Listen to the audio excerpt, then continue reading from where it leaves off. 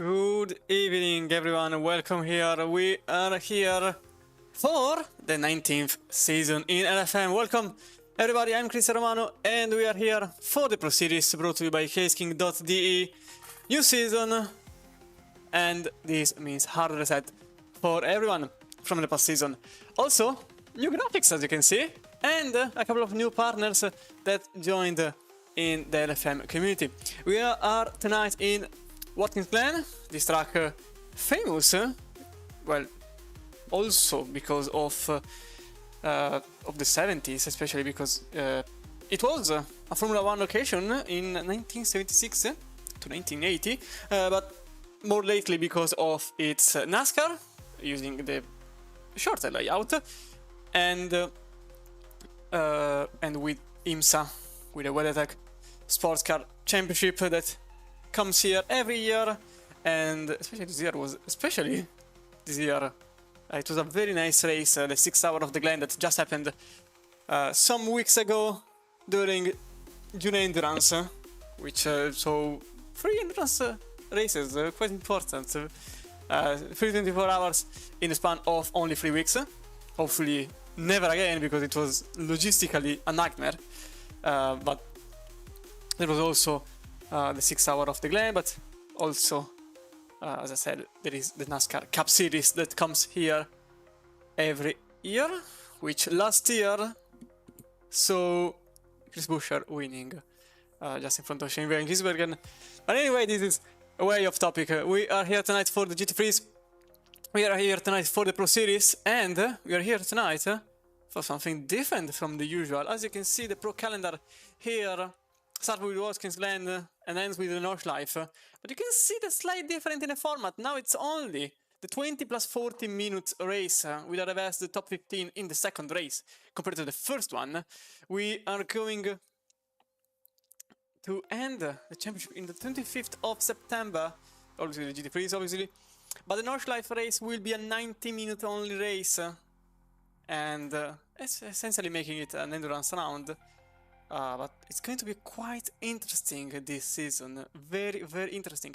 But what about the prices? Well, these are... Oops, apologies. Okay. These are the prices for the Pro Series. As Fanatec provides 2,500 euros cash for the first driver in the championship. Second place holder, runner-up, gets an FGT Pro Bundle by Next Level Racing. And for the third in the championship, last in the podium, PXN delivers him with, or her, delivers third place to finisher with 1,000 euros cash. PXN, for who doesn't know, also provides wheel attachment with their wheels and with their sim rigs. But also new calendar. Maybe I have just enough time. Yes, I do have just enough time to bring you the full calendar for all of the championships, with the Pro Series, with the GT3 and Endurance, with the GT3 Sprint, with the Duo Cup, with the GT4s, and with the BMW M2 / Porsche Super Cup. This is the whole calendar. But what about the prices? Well, I still have this one on. For the GT3 series, for the Singmesh GT3 series, whoever comes in first as a M Pro LFM edition by Singmesh. Who doesn't know about Singmesh? They are a glove, especially manufacturer. They provide Sim Racer with all sorts of attachment for their races, especially gloves. So the gloves are quite peculiar and quite famous. Go setups, famous brand ambassador of setups in both ACC and iRacing. For whoever comes in first, 3 months of sub for them. Paddock Legends in the GT4 series. Paddock Legends provides you with hoodies or diecasts or anything else that reminds you of sports car memorabilia. And there is also a raffle for the GT4 series with 25 and 10 euros coupon for everybody that participates in the championship, but for whoever comes in first, it's a 50 euros coupon. And then SSC Drive, the Endurance series, gives the first team a bundle of 10 licenses for the entirety of the life. So ACC drive. Yeah, same as last season. Great way to provide your teammates with remarkable data. But we go live as qualifying just started. Let's go live. And okay, this is the void. Okay, far from the void. Nighttime for our racers, but car number 3, Grantas Caracas, will be the first one that will start our lap. As you can see, new graphic package. There is a sort of dark mode with some green accents, and for a person like me that loves black, white and lime, it's literally my favorite combination. I'm not really saying it for advertisement or anything. It's literally my favorite combo. This is okay, I can't speak anymore. This is a phenomenal package, and I love the color combination. Lime, black and white, it's perfect. And whoever says otherwise, I will not discuss I am right by principle. Anyway, here we are into the bus stop, which is it's the inner loop. It doesn't have a lot of names, this track here. As we go into turn 5, the outer loop, ironically, the bus stop chicane doesn't have turns numbers. I don't know why. As we go from 4 to 5, and there is a bus stop in the middle. It's American things, I guess. And then into Shooter, which is turn 6. Then downhill, slightly uphill, into turn 7, toe, as we are now into the boot. Short straight line of about 700 meters. You tend to brake, not here, but here, at 130 meters. For hill, turn number 8, all the way to the outside, off camber, this one here, because the outside is slightly downhill compared to the inner side of turn 9. Don't go too much on the outside, otherwise you catch the grass and then the wall directly. Then there is turn 10 and turn 11, which sometimes take some drivers' times out because they go off track. As Caracas goes across the line to put together the first time lap of the season, a 42.480 that gets beaten extremely fast by Sam Gaskell just seconds after with a 42.337. And then a 42.335 by the other Visceral Sport Mustang, Shay O'Sullivan, now leading the pack in front of his teammate. Oh, apologies, in front of his car mate, rather, because the team is different. As 255 competition is in a sort of sandwich between two Visceral cars. Caracas in third here. Ian Ruschel now in 9th, after Eric Delfante put the car in 6th place.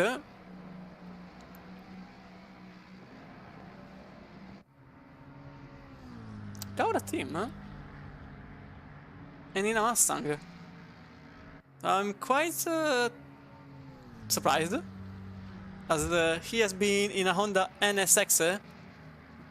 I don't even remember for how much he has been in that car. I just remember him racing in that car forever. Basically, I never saw him in another car, and he is in a Mustang this time around. And also with different colors. I don't see a team name, so either he's running as an independent, or maybe the red and white accents were for Visceral. Maybe it was a change of team, or maybe he simply didn't put the livery on. We'll see from next round, I guess. As Niklas Huben is improving, as Caracas and Gaskell did too. Caracas 42.242, Gaskell 42.222, so only 20 milliseconds less for Gaskell. As Niklas Huben just went a bit loose into 10, and he goes across the line to put the car in 8th place, as he's just behind Delfante.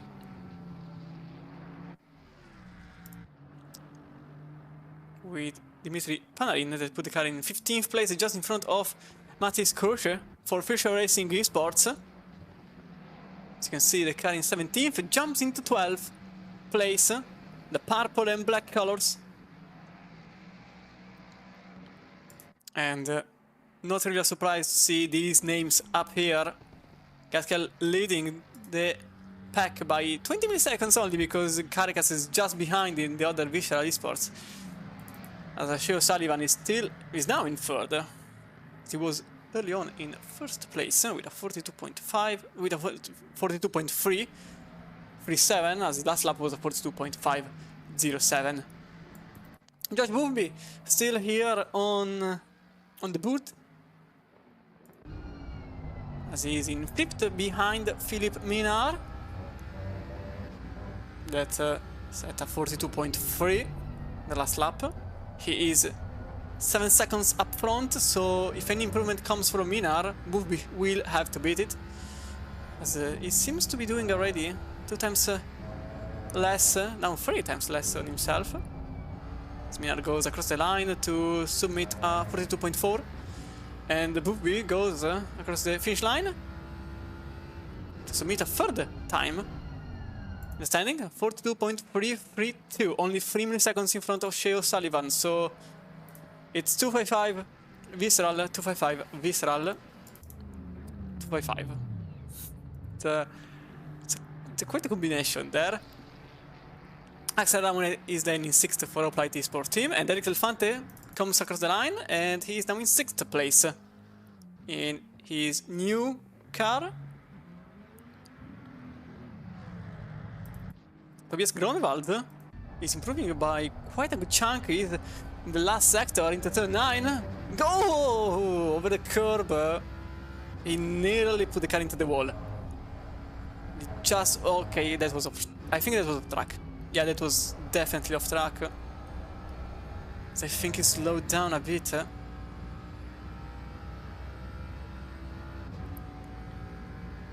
So yeah, it was an improvement. But he was off track into turn 10, as I said earlier on.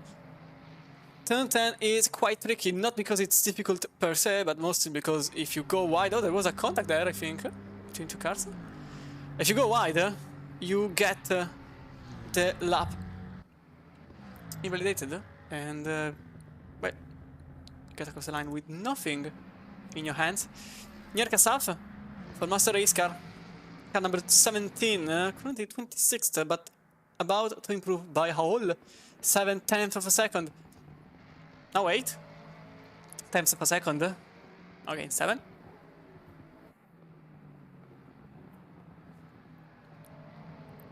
The car will jump into a 43.2, more or less. So 18th place for Saf if he commits to the hold up. Just close to the wall and across the line. And that is, for the car number 17, 19th place, just behind Rochelle. Just as expected. So, last 5 minutes of qualifying, and Shea O'Sullivan is on a lap.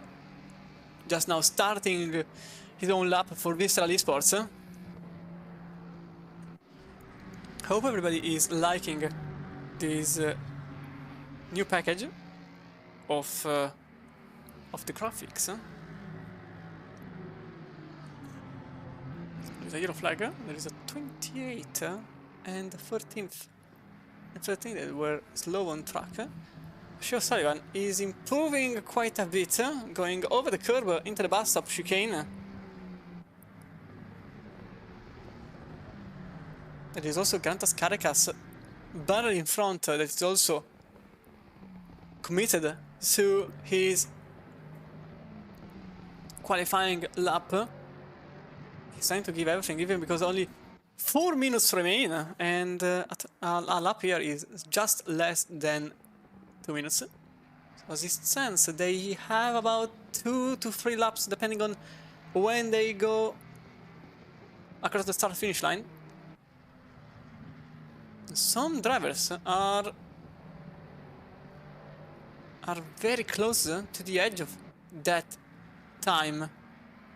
Also on the tower you could rather, because now they are the national flags, but you could see that the majority of the field is a Ford Mustang. Sav goes in 14th, thinking Crusher. And the Caracas puts a purple lap, 42.1, 7.5. And so Sullivan wasn't able to not even improve his own time. He set at 42.4 the last lap. And he still has to beat his own 42.335. As Gaskell is now in second. And the Caracas just went in for change of tires, and he's trying to get back on track as soon as possible to tackle and to maybe give himself more of a safe spot. Jan Ruschel, 8th place for DXT Motorsport, number 9, and Aston Martin goes back into the pits. Will he go back on track? It is also black, white and lime livery. We will see. Booby is improving in the car number 1. And there's also Niklas Huben improving. Okay, no, he just starts the lap. As Gronwald, Tobias Gronwald for the car number 12 is now in 9th place. Just inside the top 10 with a 42.867. This could be the new pole sitter for us. Can he make it? And the answer is not really. He improved his own time, but not enough. He remains in third. Just remains in third. Axel Ramone improving by a single tenth of a second. He needs at least 2 to get into 6th place, and Elefant is not improving. So Ramone could jump a spot. He could tackle the Italian driver in 6th at the moment. Possibly also getting acquainted with his new machine. And about 20 seconds behind Ramone, Tobias Grondwald is improving by 4 tenths. And that could be enough to put the car in 7th. Just where Ramone is at the moment, but he's again improving. Oh, that was a slight tap onto the wall, but he lost some time there. And matter of fact, he will improve 42.5, but he remains in 7th. So now Gronwald, as Croce, put the car in 8th place. Gronwald is just at the very tail end of the racetrack. He's now in 11th place. He's improving quite a bit. Can he make it into the top 10? And the answer is yes, he can. He goes over the line, and it's 8th time for Grondwald, for Team Nitro.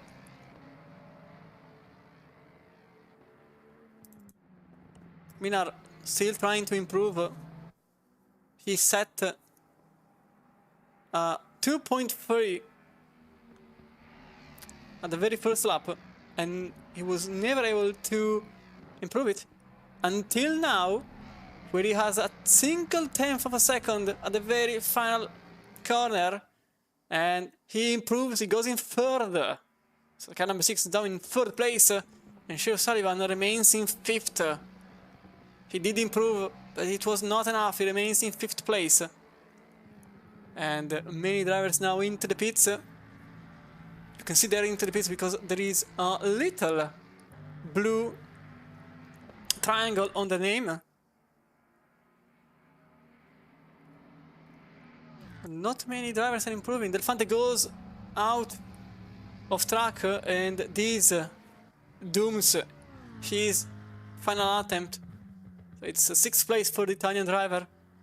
Tobias Gronwald still not over yet. It's the Mustang. Well, not very surprising to see a Mustang driver.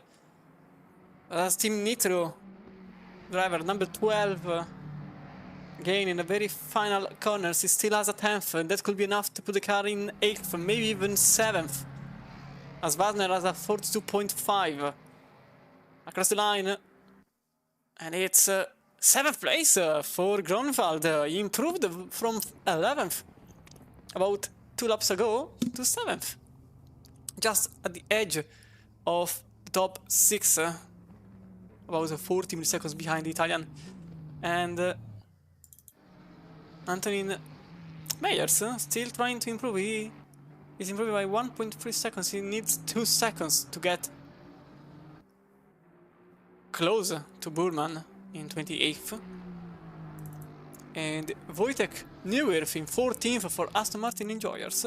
In an Aston Martin, obviously. Car number 13 goes into the wall. And I'm not sure that will be an improvement. It is an improvement, 13th place. But it could have been better. It would have been 11th. If he didn't crunch it into the wall at the very final turn. As the car number 11 goes across line and remains in 11th place.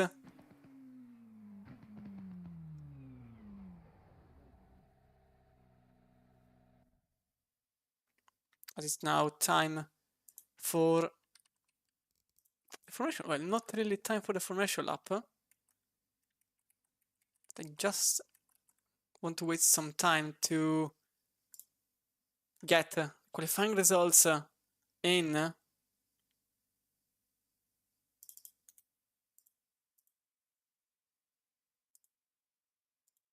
Let's see if they are already online. Not entirely sure, but the only way to know is to get this done.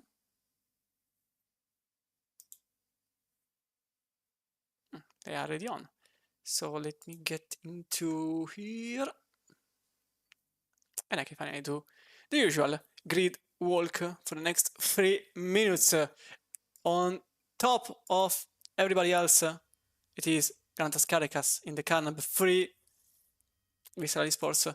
Sam Gaskell follows in second place in the car number 2 with Philip Minar third place for the number 6 with a 42.235. George Booby follows in 4th place. There are too many Mustangs because the camera doesn't work with the force. And Shiro Sullivan is in 5th place in the other Visceral Esports. Eric Delfante, 6th place for the Italian. So he still has the Italian job, so I suppose it's just a mistake in the livery. Tobias Gronwald for Team Nitro is in 7th place with Sasha Wasner following. Top 8 entirety of for the Mustangs. The first non-Mustang is in 9th place, Axel Ramone in the Ferrari Hoplite Esports team. And then in 10th we got the number 16, another Mustang, with Matthias Krosch for Fish Racing Esports. Abe Santema will start in 11th place in the McLaren number 11 for Referox Esports. Dutchman is in front of DXT Motorsport. Ian Russell will start in the car number 9 in 12th place with a 42.867. Wojtek Neuwirth, Aston Martin Enjoyers, car number 13. And then Niklas Huben in the Porsche Team Nitro number 5. Only 14th for Huben, so a bit of an off track for him, probably. LFM content creator Samir Foch, as the famous YouTuber goes and starts racing. 15th, Timur Rakhmatov for Sunset Outhorn in 16th place. Nirka Saf, Master Race Car, in 17th place. And then Arseny Pobedinsky, 18th place for the car number 18 in the BMW M4 GT3. Dmitry Panarin will start in the car number 26 McLaren, also for WePlay. And then Ben Georgiev in the Fisher Racing Esports. So the German will start at the very tail end of the top 20. Dustin Harpel for New Engine. Again, another Mustang. Not really any surprise here. And Fabian Buresh will start in the Alpha Racing Team number 20 in 22nd place, with Tobias Hogg in 23rd for Carbon Motorsport. Artem Hagman in a white and line Carbon Motorsport Aston Martin, 24th place for him, as Marcus Fox for Racing Insights Up. The Austrian will start in 25th place. Miguel Silverio in LK Motorsport Racing, 26th place for the Portuguese, and the team flag with A bright yellow SL Racing Team Ferrari, 27th place, Max Burman. In another Ferrari, a German for Haithabu Motorsport, 28th place for him, and Antonin Meyers in the Huracan Evo, which also will go into retirement this year to Ford Cup. Yeah, basically it's just a Ford Cup at this point. It's completely a Mustang Cup. The tower on the left will let you see how many Mustangs are there, simply because there isn't a Ford logo. Fortunately, the race control has never been updated on that regard, and I don't know why. I'm not really into that kind of ability to put the Ford logo in there, but you can see a lot of blank spots. All of them are Ford Mustangs. In top 20, only 8 cars are not Mustangs, which is insane.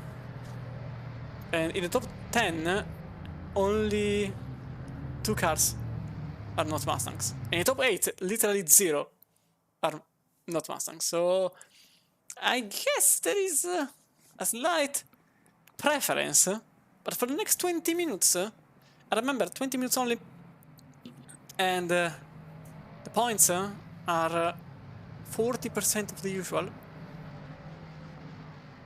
For the next 20 minutes, there will be a lot of action, then 40 minutes for these drivers. But again, this season, the number 19 starts this evening, and also with a lot of new additions, especially thanks to all of our partners that are giving us all of these. So Hetzner, Pimax, Go Setups, ACC Drive, Syncmesh, Box One Racing, and Pixen and Fanatec, Next Level Racing, Paddock Legends, all of them. Thank you very much to all of our partners that provide us with this magnificent community. Obviously, they are all rotating on the bottom left corner.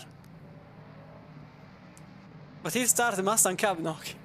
But in few corners, the first lap of the new season will be initiated, and a lot of Ford Mustangs will be at the very top of the field. For whoever is new to the LFM community, welcome to the new season.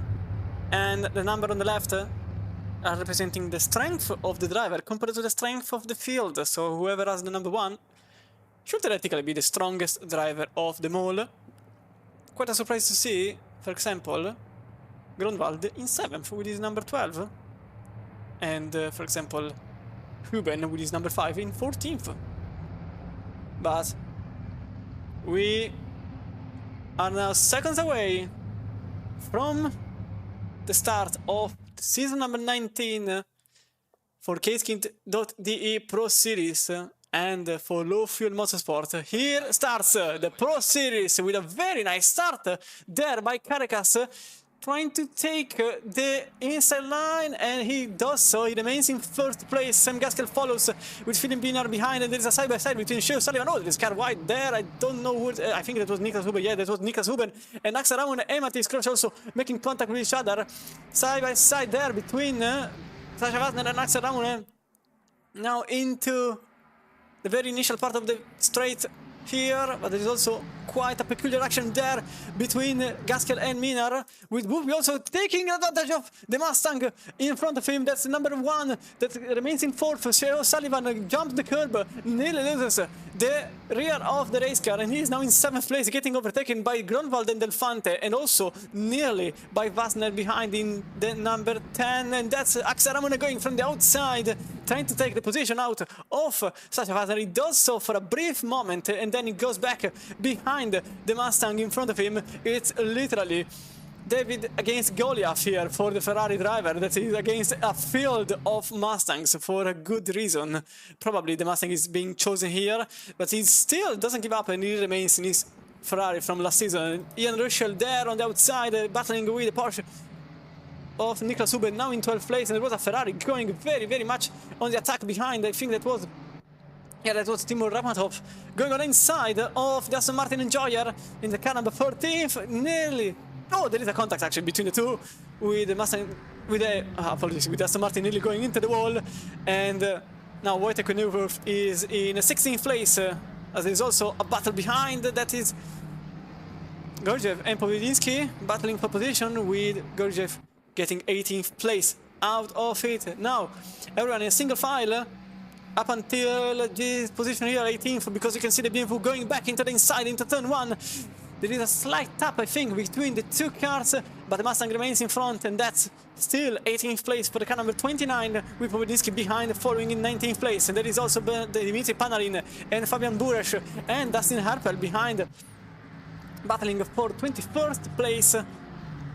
It's still not over yet between these two up front, side by side. Also, there is another side by side here between Ian Russell and Timur Rakhmat, and apologies, Samir Foch in 14th place, and that was Nirka Sav losing some ground, as Joe Sullivan managed to take the position in front of Tobias Grunwald, as the number 12 Team Nitro is now in 7th place, but if I remember correctly, it was already like this, so possibly it was just a defending action for O'Sullivan that remains in 6th place, with Grunwald that cannot overtake the car for Visceral Esports. Now, in the lead of the race, you can see the gaps.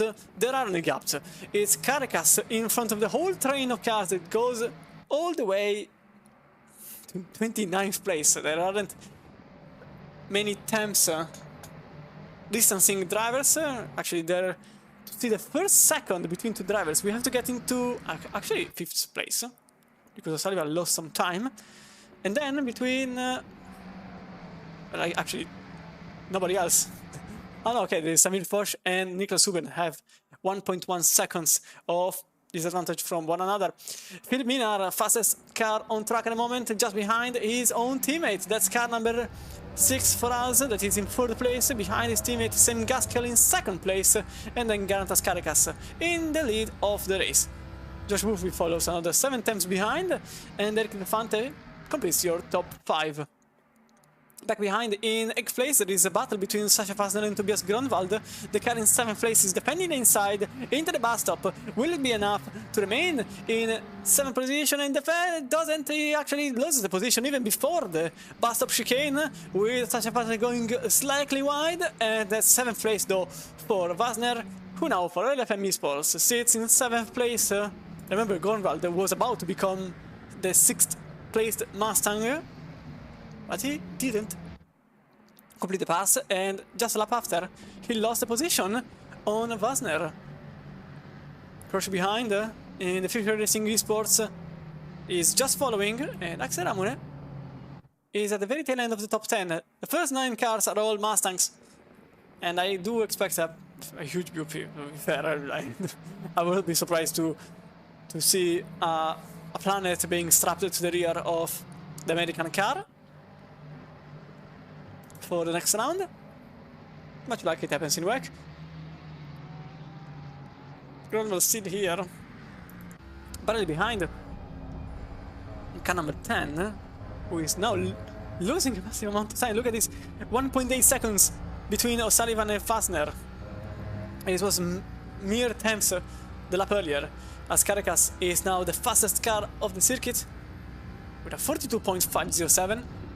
Just following the car leading. That's Grunwald going a bit wide.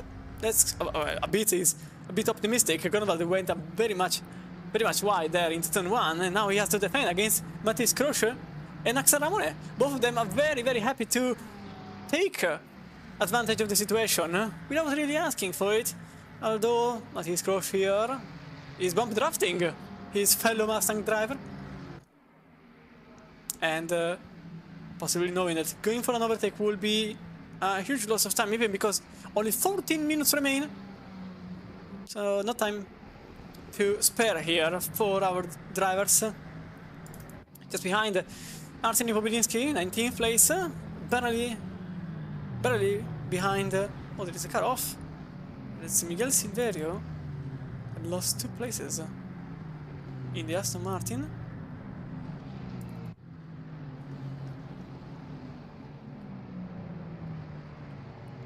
But as of now, it seems quite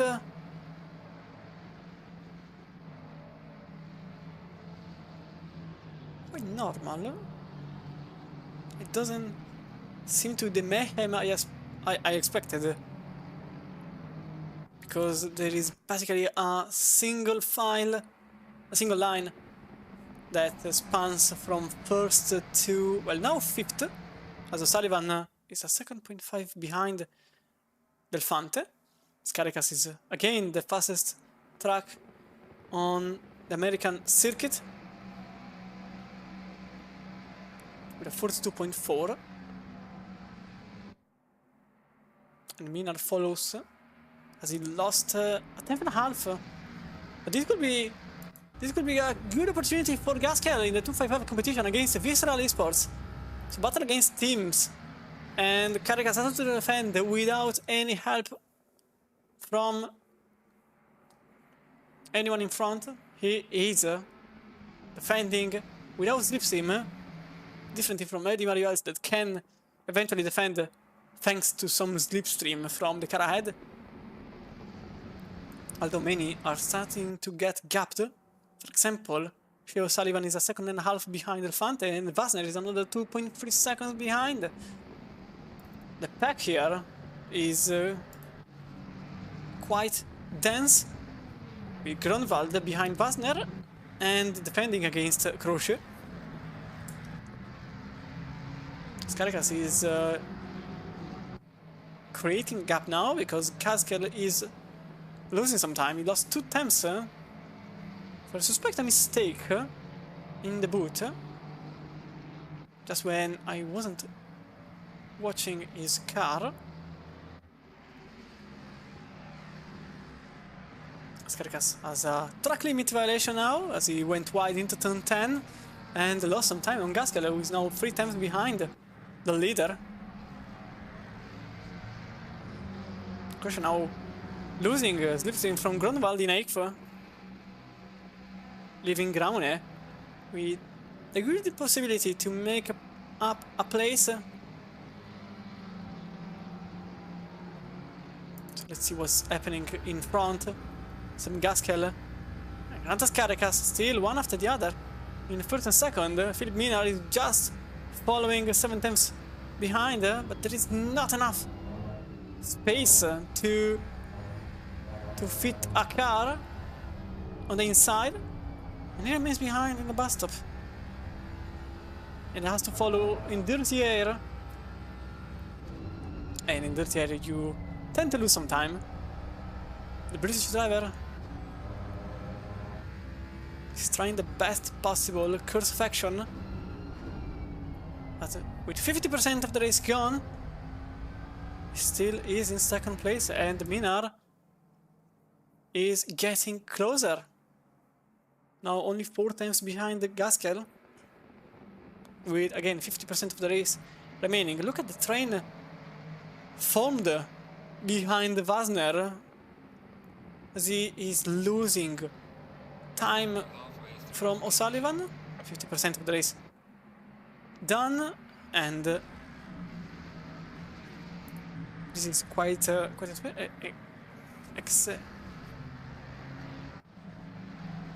exceptional.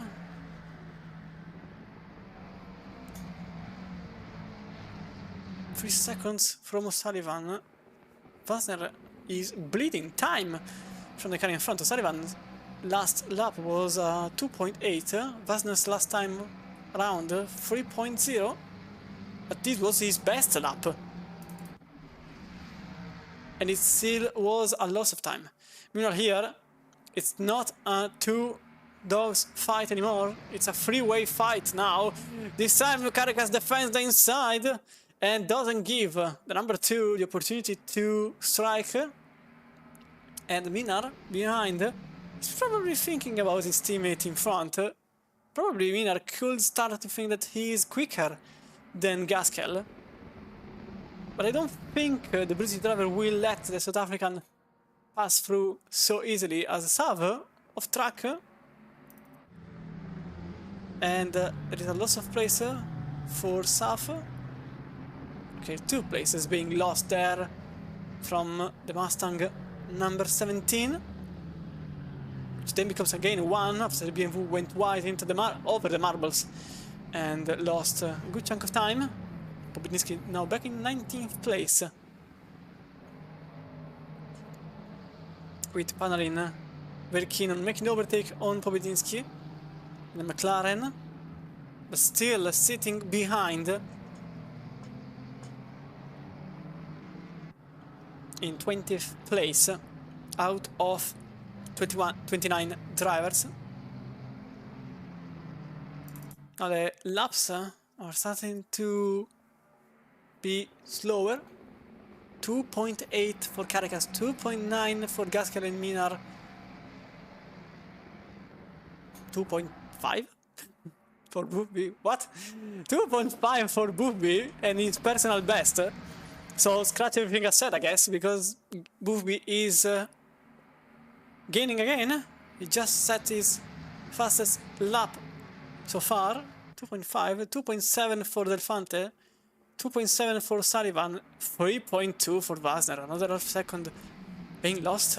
Wasner is pretty much creating a train after making the overtake on Grunwald, so Grunwald is possibly eating his own hands for what he lost, for the opportunity he lost, because he was just behind Sullivan. Actually, he was barely in front for a brief moment.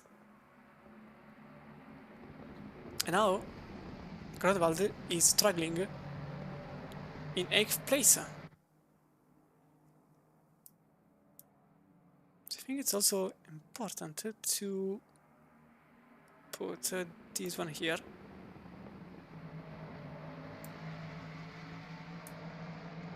So there are also the position deltas. Oh, Ramone with an overtake on the inside. I think Matteo. Okay, no, this was a defending move on Crochet, who tried the overtake on the outside but couldn't really stick on the outside. It's very difficult there to make an overtake, and Ramone remains in 9th place. No, actually, apologies, it was an overtake for Ramone. He is now in 9th place because he was just in 10th. So Ramone now in 9th place. In front of Crochet, who lost the place in the last sector. There is also quite the action there for Minar, who is now closer to Gaskell than Gaskell is to Caracas. So look at this. This could be an intra-battle for 255 competitions. Or maybe he's going for the bump draft. Matter of fact, he did so. He went on to make some bump draft with Gaskell to try to help him, but actually he made it worse with Gaskell that went off track in the second part of the bus stop by having way more speed than expected. And now Gaskell lost some time on Caracas. Minar behind has to defend against Boothby and Delfante, who both of them are very close now, with a 2.5 from Boothby and a 2.697, so basically a 2.7 for the Italian in 5th. Minar's last time around 2.6, Gaskell's last time around 2.7, Caracas last time around 2.8. So now it's a battle for first among these 5 drivers, which shows Sullivan that is gaining, because he is gaining, but as of the last lap he just gained 15 milliseconds on Delfante. So, but he's still 1.3 seconds behind, so anything can still happen. You can see top 4 didn't change yet.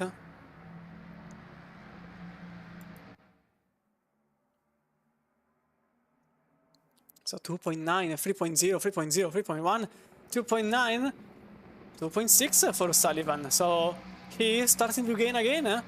because he's not into the air and because Caracas is slowing the field down. Now it's a battle for first among 5 divers, but in short time it could become a 6-way fight for first with only 4 minutes remaining on this sprint race and the first of the 2. And also remember that top 15 in race number 2 is inversed, so this means that Timo Rakhmatov is currently getting overtaken by Wojtek Neuwirth, and so this means that he lost pole for race number 2, as it stands Neuwirth is the pole sitter for the second race in Aston Martin number 13. So this is huge for Rakhmatov, as he technically lost 15 places in a single overtake. Meaning, oh, this is side by side, the Gaskell is losing some time. Apologies, Minar and Boothby are battling for position, but it's still between teammates. Boothby probably wants to overtake Minar, but he didn't commit to the move. The Phantom behind couldn't really take advantage of the situation. O'Sullivan, on the other hand, did so perfectly, only 7 times behind this 5-way party. And now it's officially a 6-way fight for the lead. Basner is 5 seconds behind at this point. I don't think he will be able to be part of this competition. 2.8, 3.0, 3.2, 3.2, 3.2, 2.7 for Sullivan. Even quicker than the leader.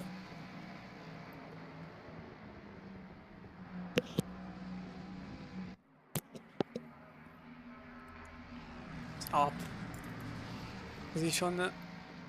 You can see Belfante's point of view. And again, no overtakes here in this regard. Again, cutting the curb as much as possible to try to gain those few milliseconds that could mean the difference between a win and a second place. And effectively, between a 14th and a 15th place starting position for race number 2. So next lap is the final lap, as Hernel is now in 23rd. Erpel, apologies, is now in 23rd after a contact with Hagman, and Bruman going loose over the marbles. Look at number 25.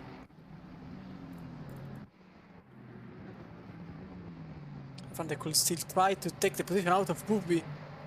The very final lap. So Boothby lost a good chunk of time from Minar.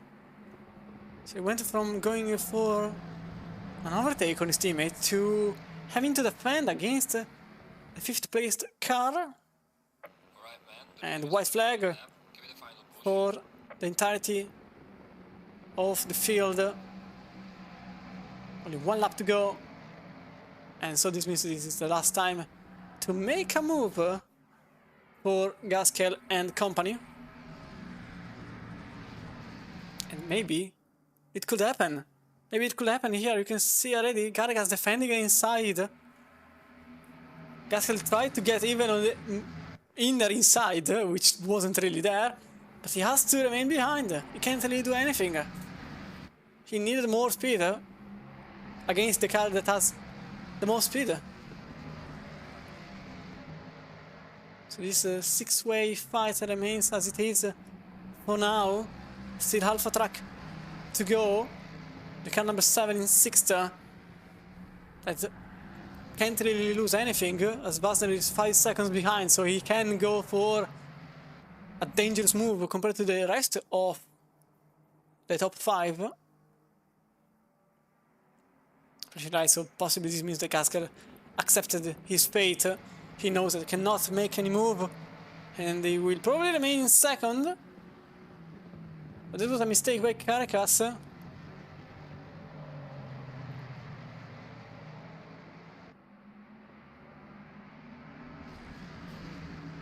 So unless penalties haven't been applied, so there was a penalty for the car number 1. For causing a collision. Oh, this is huge. because Boothby has a 10-second penalty, and so this means that Eric Elefante arrives 4th, but Caracas wins the race with Gaskel in 2nd, Mina in 3rd. Boothby at this point 10 seconds behind, with Elefante in 4th, Sullivan completing your top 5. Basner is in, I suppose, in 7th place, but let's have a look again, because I didn't see any major thing. So it was in lap 1. Let me have a look at it. Let's see if I can find it. So there was this one here. This is apparently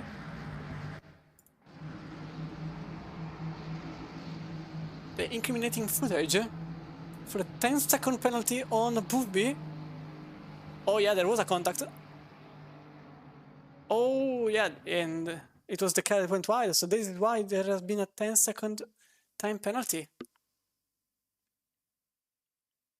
You can see results, Boothby falls in 12th place. So apologies, I was just focused on the race. I didn't see the penalty just coming in.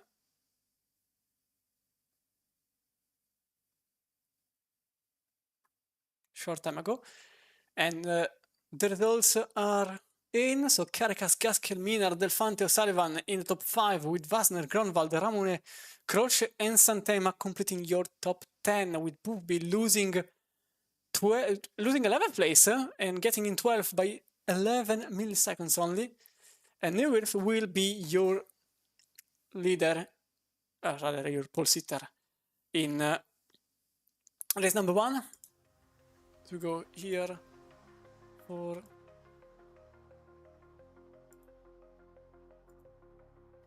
let's see if the results are already in. It doesn't seem like it. Let's see if refresh works. Apparently not. Probably still need some time, so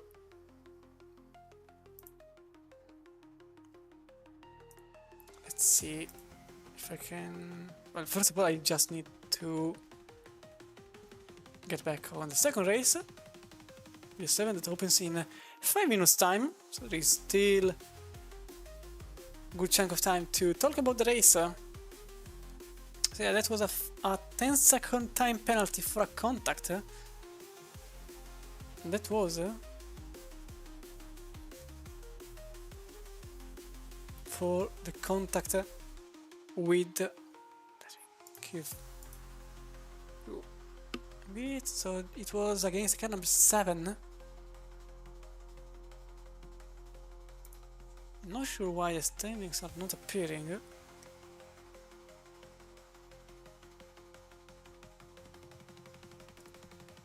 I just tried to get them though through. That's why they are not appearing, because they are not on yet. This is a valid way to say that they can't appear, but I wanted to let you at least see the results, but ACC crashed. So I can't even show you the results as they were. But I can do something, but it can't really work. So I think that maybe if this one here, okay, yeah, it will work, let's say. So Caracas, Gaskel and Minar, top 3 for them. Boothby was in 4th, but he is now in 12th place. So this means that Elefante is now in 4th. Sullivan completing your top 5. Then Wasner, that was the contact with Wasner for Boothby. No, probably with O'Sullivan for Boothby in the car number 7. Then Wasner follows in 6th place. Gronwald, Ramone, Croce and Santema in the top 10. With Huben in 11th place. Then Boothby, then Foch, Russell, and as I said, Neuwirth will start the race number 2 in 1st place. Pole sitter for the car number 13. That completed the race 2.5 seconds behind Russell. Just in front of Rakhmatov, that lost the position in the very final minutes of the race. Now, next race, as I said, 40 minutes. 40 minutes race as the server opens in 3 minutes, and there is a pit window of 20 minutes that will have to be used. You must go into the pits for 25 seconds at least. You are not obliged to change tires, but you are obliged to remain where you are for 25 seconds with the option to go for tires, but for a further 5 seconds on your pits, on your pit time. And remember that this is what they are fighting for. So 2500 euros from Fanatec, which I think you all know what they are. With well, now they are also being absorbed by Corsair, so their operation should be even smoother than before. They offer 2500 euros cash for whoever comes in first. Next level Racing offers an FGT Pro bundle, so seat and the whole pack. So a shifter, as you can see on your screen, amount, everything that you need to improve your performances, and then another 1000 euros cash from PXN, who offers wheel and attachment for sim rig.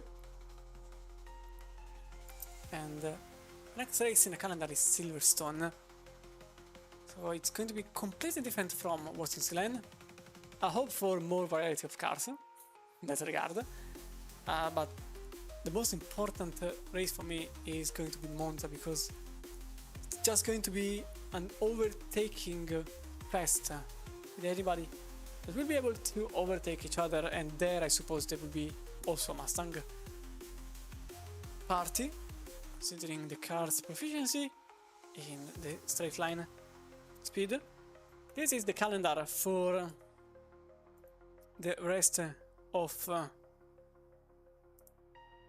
championships, with GT3 Endurance going for the first round in Austria, in Spielberg, and ending in Nürburgring.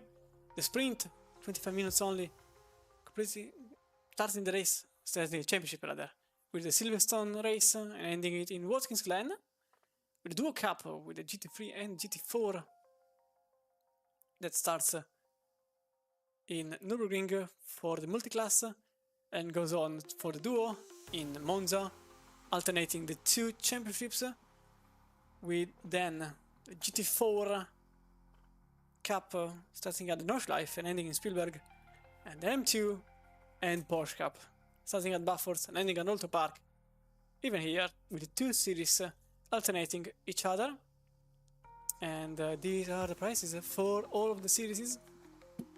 So we have Syncmesh offering M Pro LFM edition set of gloves for whoever comes in P1, and a raffle with M2X, two M2X for whoever joins the championship. The Ghost Up GT3 Sprint Series that brings whoever comes in P1 a free month subscription for the famous setup shop, and a raffle for whoever comes in the top 5 with 5-month subs for the very same site. The GT4 series has a 50 euros coupon for Paddock Legends for whoever comes in P1, and a raffle for 25 euros and a 10 euros coupon for everybody that joins the competition. And SSC Drive in the endurance season has 10 licenses that last for the entirety of your life. And also thanks to all of our sponsors that are bringing all of this to fruition. So Box One Racing, PMAX, that offers you important VR devices, Syncmesh, Nitro Concept, Kskin.de, which is a website where you want to make all of your purchases, SSC Drive, Go Setup, and Esner, which is an important server provider, I think maybe the results are finally in, but at the very least, the session is now live. I should be able to jump in. So the process is not working, and I'm not sure why. Usually the start of the season has a couple of things that have to be, I won't say changed, but maybe tweaked. Maybe it's on me that I set something wrong. It's not because it's the very same way as always. Let me take this one here. Let's go here, attack.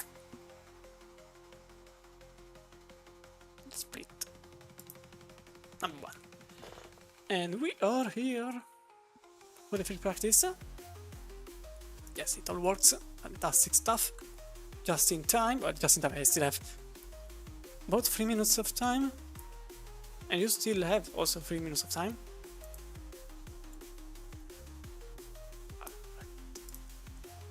Didn't connect. Okay. There it works. Fantastic stuff. So the first grid for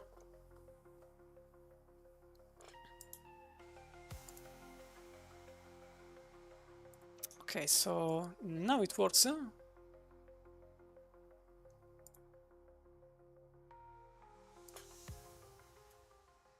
Let's try like this. Oh, okay, now it works. So Caracas, you can see that completed race just 2 times in front of Gaskell, with Miner following in a single second, well, alpha second rather. There are 3 cars with Delfante O'Sullivan completing the top 5. But this grid has to be reversed. Wojtek and Neuwirth will start the top of descending, and he will lead the pack. Timur Rakhmatov, bad luck for him, but he will start in 16th, and he will not be able to be on top of the whole grid. In the standings, Caracas, as you can see, not many surprises here. It's the very same. It's the very same order. It doesn't really change much since it's a very close round, of course. But only 2 times between Caracas and Gaskell, only 5 times between Miner and Caracas. It will be interesting to see if there will be a different tactic for these drivers. Many will probably go as soon as possible, but many could also go as late as physically possible. Someone will go for the middle ground, and that will be interesting. We can also see the Elo change and sport rating change, which is an addition from last season. But some of these drivers are at a so high level that basically nothing changes for them. Now race number 2, here it is. Probably we are waiting just for a couple of drivers to finish their laps.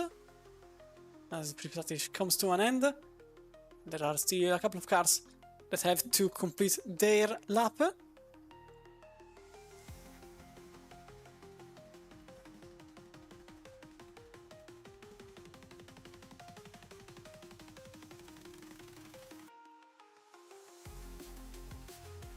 Eleven turns in the state of New York.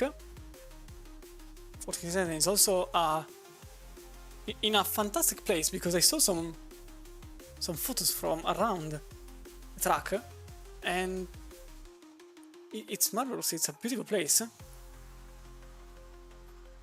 and it's so nice to have a racetrack in the middle of wilderness, because effectively it's in the middle of pretty much nowhere. And unfortunately though, it's in a bit of a dangerous place, because in several years there has been a thunderstorm halt in IMSA and NASCAR for, well, thunderstorms. And in USA, for who doesn't know, there is a thunderstorm hold where if there is a thunder in 20 miles from the location, they have to stop operations for at least 20 minutes, if I remember correctly, something like that. I can't really remember exactly how it works, but it should be like that. Luckily in sim racing it's not like this. We don't have any thunderstorm hold, and we just have variable conditions. But here we are for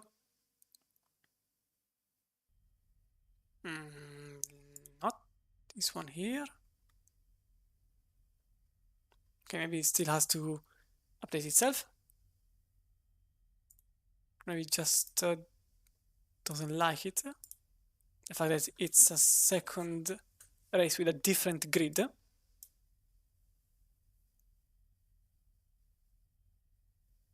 Maybe now it works. Yeah, okay, no, I tried. Okay, we'll just go for the usual then. Wojtek Neuwirth will start the race for Aston Martin Enjoyers in first place, with Ian Rushell in the DXT Motorsport number 9. Samir Porsche, third place for the Mustang driver for RFM content creator. Josh Booby, that maybe will not be so much sad about what happened with race number 1, because he's now starting in 4th place. So not bad after all. Niklas Huber in 5th place for the car number 5. Abbe Santema in 6th place, with Mattis Kruche in the Fisher Racing Esports number 16. Axel Ramone is in 8th place in the car number 8. Tobias Gronwald, 9th place for the Mustang driver for Team Nitro.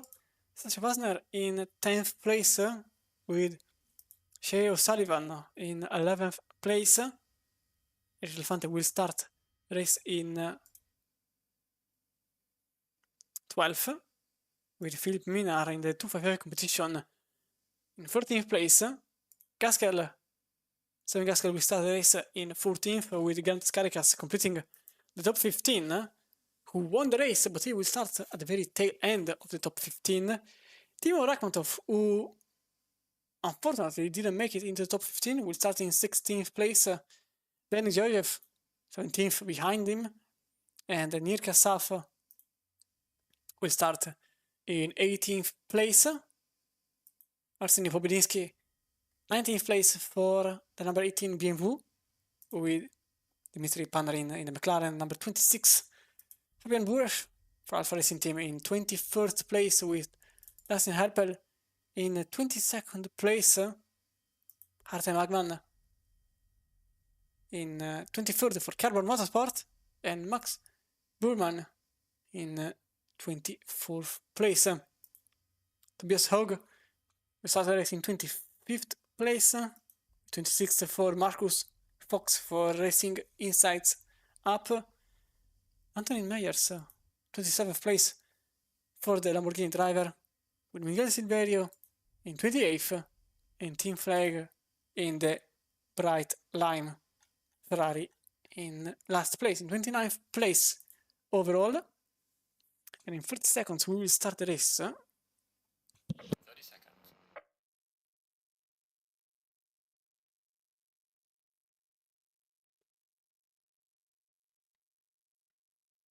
seconds.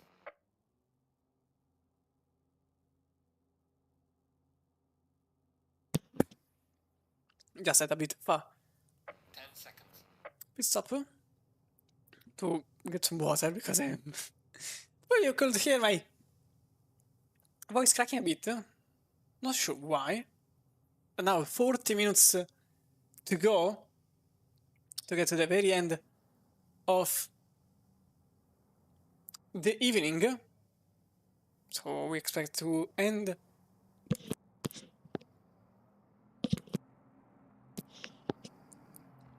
the evening at 10 o'clock with the interviews at the end of the race for the winners. And we will go with Neuwirth for our trip around the track. Turn 1 already passed, turn 2 with 3 and 4 all uphill. This part is phenomenal, and it's also very dangerous because if a single car goes wide into the wall and then goes sideways, nobody can see who stops up front, because you simply cannot see it. It's uphill and it's a series of turns, and you just cannot see what happens up front. But luckily next race nothing will happen, same as race number 1. We then go into the bus stop after the back straight into the inner loop, then go into the outer loop. For some reasons, again, bus stop is not considered as a turn, so outer loop is turn 5 officially, with an enormous runoff area. The NASCAR Cup Series goes to the right here for the national circuit. We will stay on the left for the longer variant into the boot. So 6, 7, 8 and 9 will be added to the national circuit, which after 5 goes directly into 10. We go here downhill after turn 6 into shoot, to get into turn 7 into toe. We tend to brake about here in the 110 meters marker, throwing the car on the inside because it's uphill, so it slows your car down. Again, a slight uphill part, which helps with traction in some cases. But if you have a very loose car and a differential that is more suited for agility, well, you may have some troubles there. Into hill, into turn 8. Again, a slight uphill part. So brake it just here after the AWS billboard on the right. To get into turn 9, remember off camber, so if you go on the outside you lose time automatically. And then into turn 10 and 11, which is also the part used by the NASCAR Cup Series. But here we go for the second start of the evening, for the second race.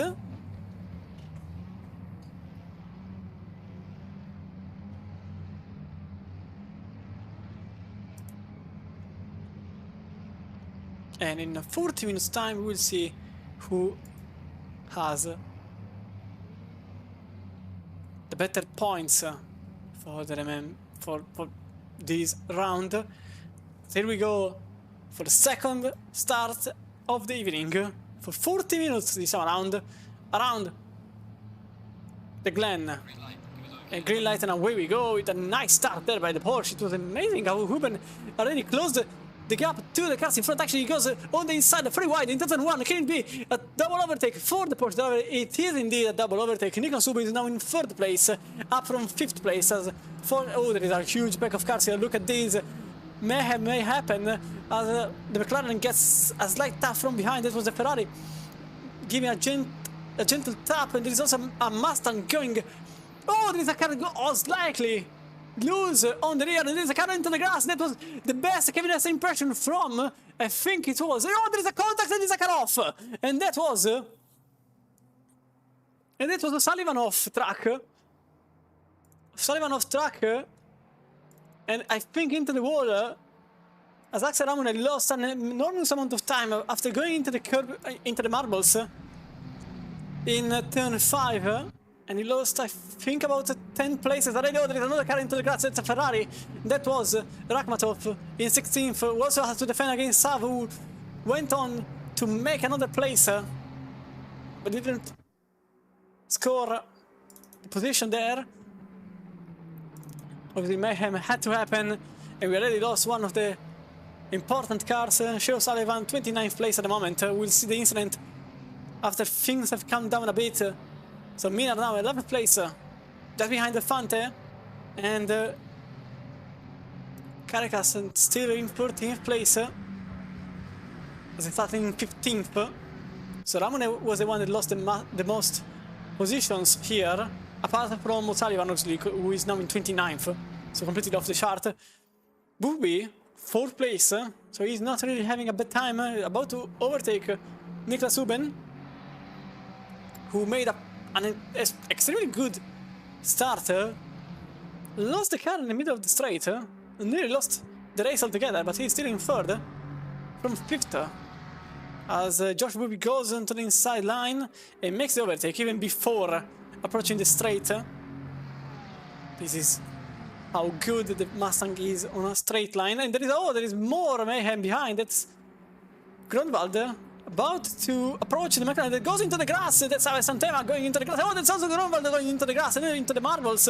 And that's another loss of 5 positions for another car in the very same way as Ramone. This time is Grunwald going wide and nearly getting the tap from behind. It's Caracas that was trying to take out a position, well, nearly take out a car altogether, to be fair. With number 6 very close to Del Fante in the number 4. That for now can't really overtake Sasha Pasner in 8th place. That again is losing time from the car in front. It's Abe Santema in the McLaren, a second and a half behind Matthias Krusch in 6th place. See, reverse grid in the top 15 means chaos. At the very start, I suspect a penalty will be applied in short time, as our stewards are live, and so they will give a penalty if there is the need. See it being evaluated, as I can see here. Fastest lap of the race so far, but George Booby's 2.8, as there is an overtake there. That's Sasha Wasner going for the overtake on Abe Santema. 7th place for the LFM Esports Mustang number 10, leaving Del Fante with a bit of a struggle because he has to make the overtake in a bit of a difficult zone. Still tries on the turns. That was Santema really defending hard against the Mustang driver, as the Italian is behind the McLaren. Can't really choose a side. Both of them are not good enough. He goes on the inside. The McLaren remains on the inside line. He remains in his own position. That's also Phil Miller going on the outside, taking the position out of the Fante, but going over the marble, losing the position on the Italian. And that's also Sam Gaskell about to make the very same move, but this time on Menar with Tobias Grunwald, that is very, very keen on making it from the outside, but by doing so he nearly lost the place on Grantas Caracas, who started the race from 15th place because he won race number 1. Up front, Wojtek Newirth still leads the way in front of Ian Russell, and Josh Booby following just behind, having a pleasant time compared to his teammates, who are effectively fighting as hard as they can get. Del Fante can't make a move yet on the McLaren. Now Fabio Santema, number 11, now in 8th place. As Rakhmatov is now in 15th place after making the overtake.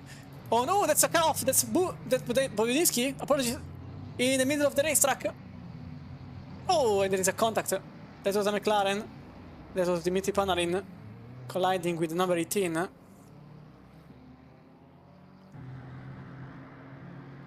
This gives me a little moment to go back and to see what happened to the car number 7, the very early stages. So you can see everything. Look at this mayhem. A flock of cars that are everywhere, and there was a contact then from, I couldn't see who exactly. Just blew the car off, and this was the incident between Panarin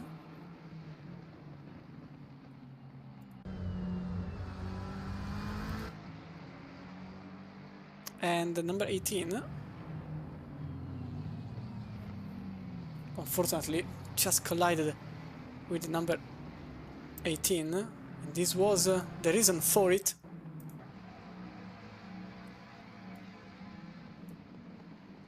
This was Ferrari against Beamer, number 18 first, and then it was Saab going for the inside line and colliding with there.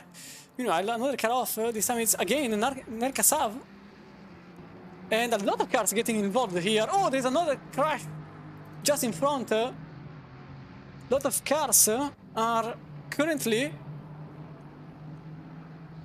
not really pointing in the correct direction, as Gunter Caracas is now in 12th place in front of Abe Santema. So there's a huge crash among several cars. So it was the number 27 that had a terrible time. So it was Tobias Hogg. So what happened here? Oh, there was a car sideways, and unfortunately everything then went downhill, getting a lot of contacts there among cars, but George Booby is now about to get into second place.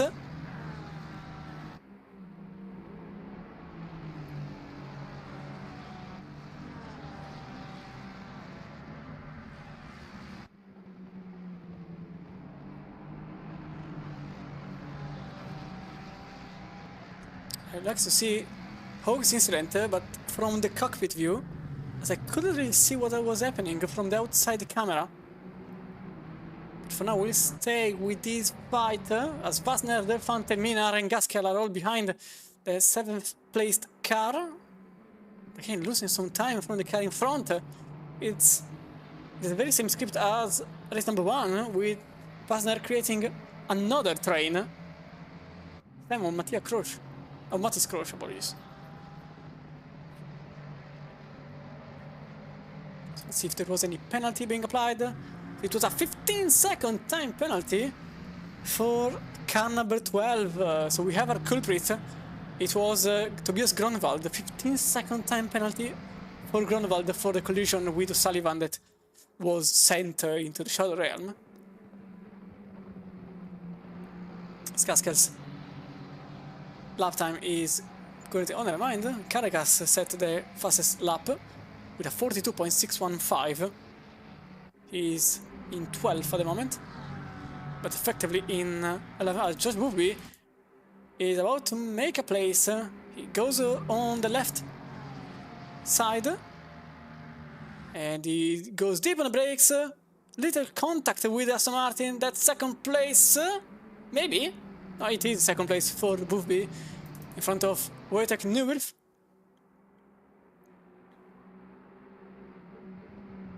Delphante also managed to...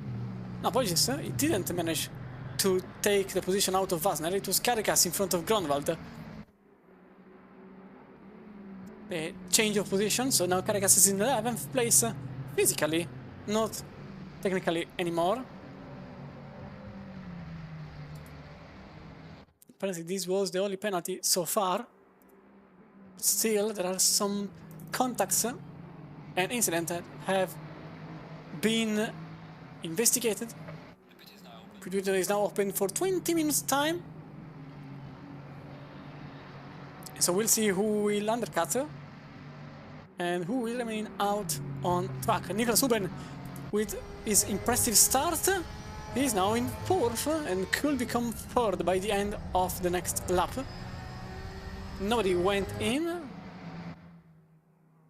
is a car in the pits, but that's Antonin Meyers in 26th place. Matis Croce very close to Samir Foch. And again, Vassner creating another train. This time with Delphante, Minar, Gaskell, Caracas, Gronwald, Santema, Ramone, and Rakhmatov behind. 3.2 for Croce, 3.3 for Vassner. As Huben was very close into making a move, but he couldn't commit completely to it. Then you can see here the huge... Oh, Huben is off! Huben is off, and also Delphante is off. Both cars out on the marbles. So Delphante lost a position on Minar, Gaskell, and Caracas, and Huben lost a position on Foch and Croce with a very same mistake after going wide into turn 5.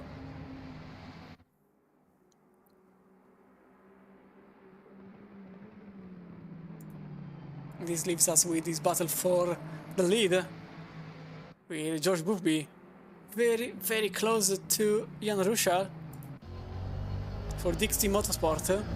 He currently leads in his Aston Martin, but behind him has the strongest driver of the entire field. So currently a bit difficult for Ruschel, as the German has to defend against the British driver, as Carcass is into the pits. Carcass into the pits for a different strategy, and there is a car that comes out of the pits, and also it's a bit in the middle of the way for Carcass. Or Bupi, apologies, who was about to collide with them, and now he goes on the right, but doesn't have enough space, and he has to remain. Oh, that's Martin going extremely close to the edge, going over the curb and jumping it off a little bit. That was no Wojtek Neuwirth, effectively challenging with, I think that's Anthony. No, that's, can't really see who that. Oh, I think that's Dustin Herpel. Yes, that's Dustin Herpel in the middle of the way, as Axel Ramone also made a pass on Tobias Grönwald.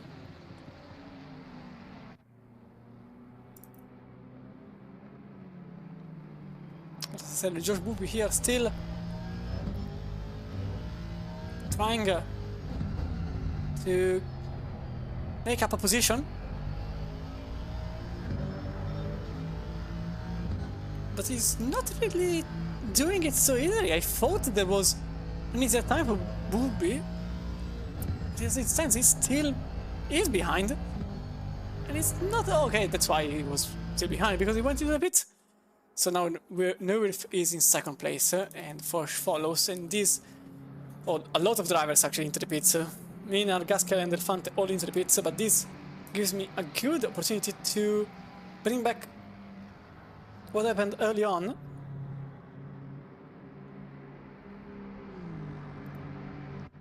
So this was Tobias Hoger getting involved in an incident.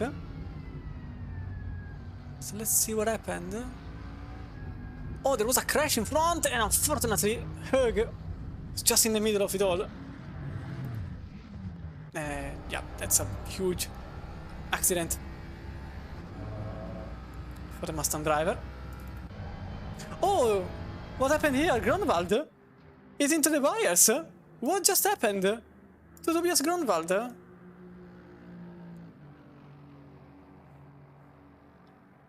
So we will see just now. It's a very odd for Team Nitro. So you can see also Axel Ramone up front in the Ferrari. That's the white Ferrari. Look at that. It goes wide into the grass. Oh, that's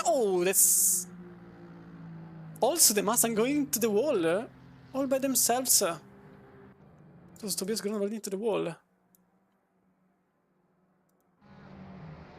I thought there was actually contact between the Ferrari and the Mustang. It was a loss of rear traction for Grönwald, and with a 15-second penalty, I think this is the correct race to crash at this point. If you have a race to DNF, at least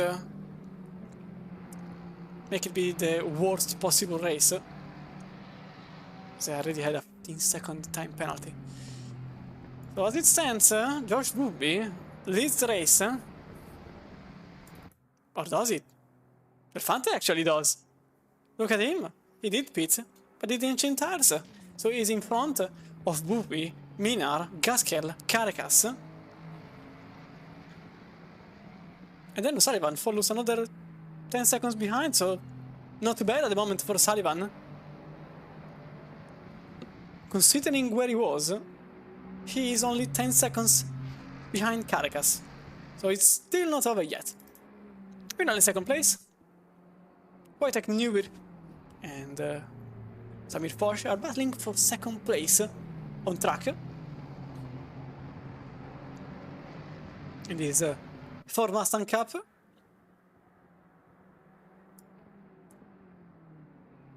The position delta is quite shuffled and completely useless as of now because of many cars that went into the pits.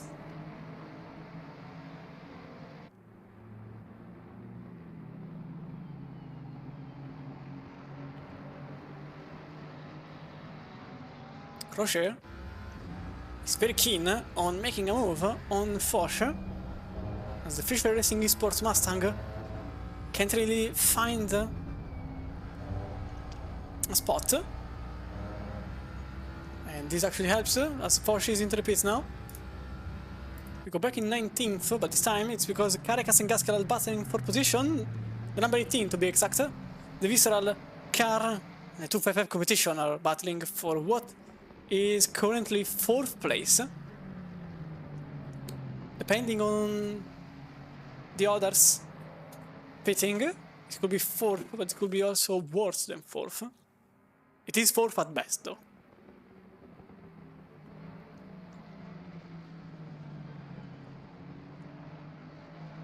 For now, number 3 can make a pass. Ramone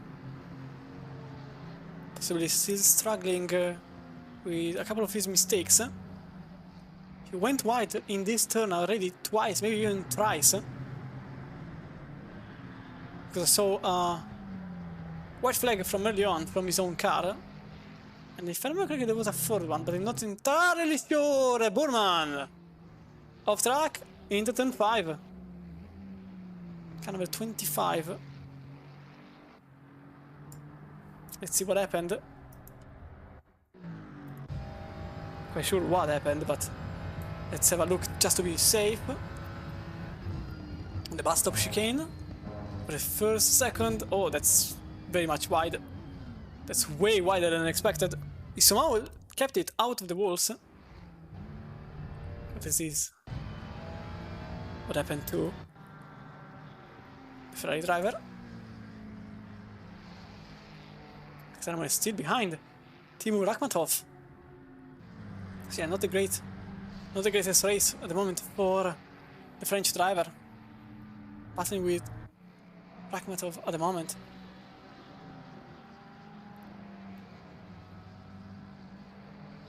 So there are a few battles on track. This one is very interesting. George Bubby and Eric Delfante into... That was a lot of noise from my chair. Into turn 8.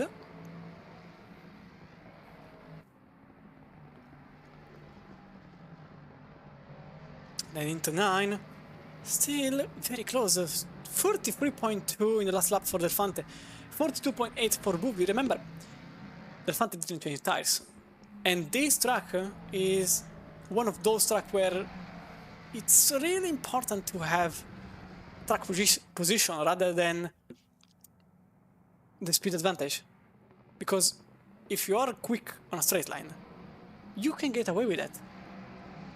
But if your opponent is faster on turns than he is on straight lines, and thus in the top speed, well, you have a good advantage. In this case though, Bubby has the advantage on top speed. But does he have enough time? He goes on the outside. No, he doesn't have enough time. And the Italian remains in front. There was contact between Ramone and Rakhmatov apparently. Was some type of contact. The Frenchman remains behind. I just want a wool pit if I was him. As Crochet did just now into the pits from the lead of the race, and ironically, Rakhmatov is the one pitting. Back in 11th place, oh, there is a cut-off. It's number 29. Spinning in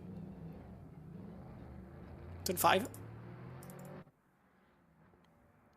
So turn 5 taking many prisoners this evening. And Bubby again battling with Delfante, but he has to move because apart from the fact that Jan Ruschel is in 3rd, technically, which is great at the moment, he gets overtaken by Phil Minar, and that means that Aston is not 3rd anymore at best. As Minar is now in 13th place.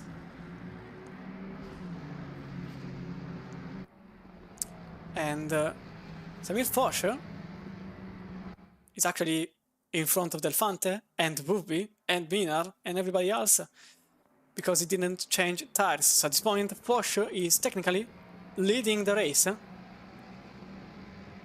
but practically Basner still is ahead of everybody else. He didn't pit yet. He still didn't pit. And he currently leads the race.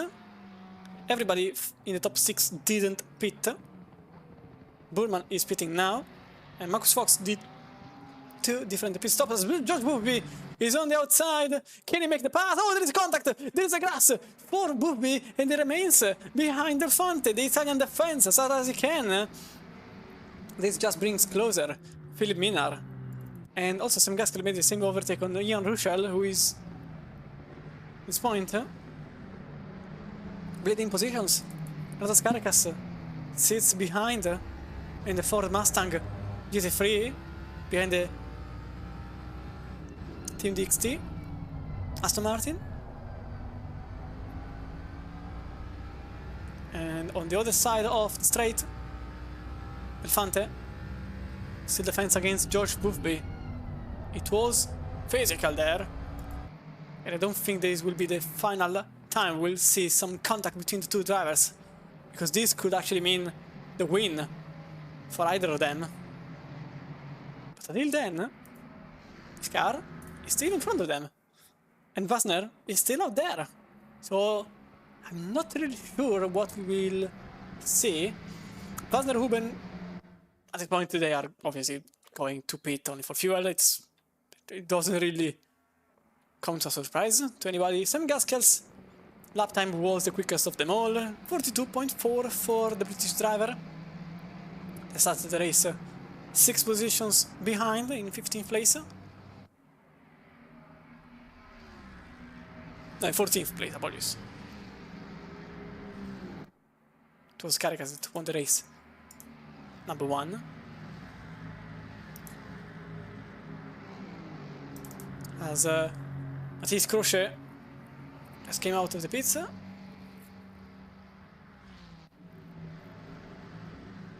Lap earlier, as you can see from the time, 2:45. And now he made the pass for 12th place in front of Fabio Samptema. So Niklas Huben finally pitting in his Porsche for Team Nitro. Only fuel. And George Booby still struggles behind Eric Delfante. In 5th place, he has been gaining some time from the car in front. Samir Foch has been losing some time from Delfante, that's sure. But how much? Because at this point I think about 6 times. Oh, on the outside he tries. George Booby on the outside of an off-camber turn. Even him cannot make this pass. It's quite impossible in turn 9. Delfante just went wide. There's a track limit violation for the number 4, who is now very close. Oh, that's a wall. That's a wall for Delfante, and I think also for Foch, and maybe even for Booby, as he already tries the attack on the outside on turn 1. He cannot really make anything with his tries. A cutback maneuver. He does it, and he succeeds in doing so. He goes on inside and makes the move. That's the place done for Josh Booby, now in 4th place in the car number 1. Terrible exit for the Italian driver, who is now on the defensive against Philip Minar. There was, I think, some contact between these 2. It's a 3 wide, now 2 wide, now slight contact, and a single file once more between Minar, Delfante, and Booby, who is the winner in this triple fight. As Delfante already lost an entire second from Booby. This is the difference between new tires and old tires in very abrasive track like Watkins Glen, which usually eats the tires. It's very difficult to maintain your tires here. It's very difficult considering the high-speed corners and also very few banked ones that put a lot of pressure on your tires. So you tend to destroy them. To put it on a technical term. 3 minutes to go for whoever didn't pit, and the last car remaining is Sasha Fasner. But this is an important thing, because look at who is in front of them all. It's still not Josh Booby, and not Samir Forsche. Niklas Huben remained in second place, even by pitting. And time to pit without changing tires is 58 seconds. As it stands, Sasha Fasner could be ahead of everybody else, and there are still 12 minutes to go. The Fante has to defend. He chose to pit as early as possible, probably to defend as hard as possible, but by doing so, oh, that's Josh Booby also getting in front of Samir Forsche.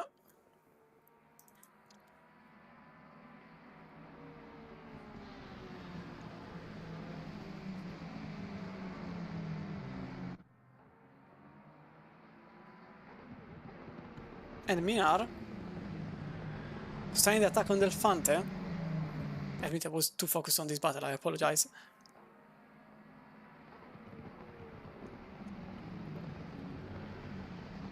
But now Josh Booby is in third, 7 times behind Niklas Huben. Although I suspect Forsche didn't really defend that hard, considering the pass happened instantly.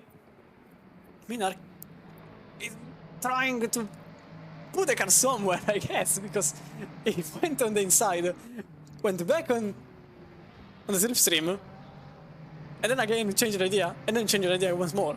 So he's trying to think about when and if it's a good idea to make the passes. Silverio is now in 18th place. The car number 24, you can see the pink Aston here that made the pass. Oh, there's a contact for Minar into the wall, and that's Sam Gaskell that very likely will benefit from this, although is it... Okay, obviously no, it's his teammate we are talking about, so Sam Gaskell is probably trying to be as much as a teammate as he can get. We didn't try the attack as Booby is doing with Niklas Huben, going on the outside and not even defending, so at this point Booby gets the lead of the race behind, completely the other way around. There isn't a single driver here that is not defending against the others. And because Forsche is now starting to think about what's happening behind him, luckily for him, it's Eric Del Fante behind him, who still has old tires. It's not Philippe Minar, who is with new tires and also very angry, because he wants to be up front with Josh Booby, who is now in second, but his teammate is currently in second physically, maybe even first technically. Minar is 6th, and at the end of the championship, it's nice and everything that your teammate is up there, but you would like to be that teammate up front. Very close to Del Fante, you can see there wasn't really anything between the two. Between is now close as Sasha Vasquez just made it in time, and there is a contact between the two, and there is the car number 6 trying the inside line into turn 9 as Eric Del Fante made some contact. You can see from the helicam, you can see the Italian on the outside trying to defend on the outside with one tire. It's a bit impossible. As a matter of fact, he loses the position on Philippe Minar, who is now behind Samir Forsche. Sam Gaskell very much on the offensive there as the 255 competition. Mustang goes on the inside line already, trying to take the advantage of the instability from the Italian driver, who is losing another position now. Del Fante is now in 7th place and now in 8th place as Caracas uses Gaskell's slipstream as much as possible, trying to stay behind. You can see the Italian trying to fight back, but he couldn't really do anything. And ironically, Ian Russell is now very, very keen on maybe trying to join the train and maybe using a bit of this battle to retake a cheeky position there. 8th place wouldn't be too bad for Ian Rochelle, even because he is fighting against monsters of this game at this point. I don't have any real word. In the meantime, Sasha Fasner, look at him. He is leading the race by 3 times. Okay, it's very little, but he's leading the race. He can defend, but he has to do it for 8 minutes. It's a bit of a long time. Samir Forsche on the outside loses the position on Philippe Minar quite instantly. and Sam Gaskell was trying to do the same on the very same corner, but there wasn't enough space. But as you can see, Samir Foch is not really defending. It's not his battle, and he loses the position on Gantas Carikas too. Bit of a bummer. I honestly hoped for some more defending moves from Foch, but he probably said that's not my battle, just let him go. Elefante is still not over with it, as he overtakes Foch. That's at least another position done. He pushes him out in the country land, and that's also Ian Russell completing the pass on Foch, and also Wojtek Neuwirth completing the pass on... maybe not, but this is the battle for the lead that is happening right now with George Booby on the inside. That's position done for George Booby, now leading the race physically and technically. Front of Sasha Fasner. No, Wojtek Neuwirth, it's very hard to say this name, I will say it. Wojtek Neuwirth now in 9th place, so Foch way too much gentle. He let the faster cars pass by, and by doing so he lost 10 places in... okay, not 10 exactly, just to be exact, it was 6 places in less than a single lap. Way too lenient there. He didn't really defend his position, he actually let everybody pass by, and he's now in 10th place. Not sure why. I mean, I can accept the story of letting the cars with better tires battling for the championship go through, but even all the others, like, it's either a complete downfall for the tires for Foch, which is possible since he's still on the old tires, compared to, for example, Russell, who is on newer tires, Neuwirth, who is on newer tires, Croce, who is behind on newer tires. And Elefante is the only exception here, who is still on older tires, but he's in 7th. Huben is also on older tires, but he's in 3rd. Wasner, older tires, in 2nd place. But still, 6 minutes to go. And these two are going slower than everybody else. Although for Huben it was a very nice lap, this one here, 43.8. Until you look at what Minar did, 2.9, so disaster for actually, I'd like to apologize, it's complete opposite, it's a disaster for Huben as it stands. He is lapping a second slower than Minar with older tires. I don't know how he will defend, I hope he will, but I don't expect it to happen for a long time anyway. Booby at this point is just flying away, not really caring about whoever he's behind. He is leading and he's happy with it. Wasner is momentarily in 2nd place. And Wasner has a 1.3 second advantage on Huben, who has... it doesn't have time, just has meters to defend against Minar, who is very close, and probably the tire delta is very much in favor of Minar, who will try to take advantage of the German driver. The South African still behind, that's Gaskell. Oh, that's Carikas going very wide on turn 1, losing the rear on turn 1.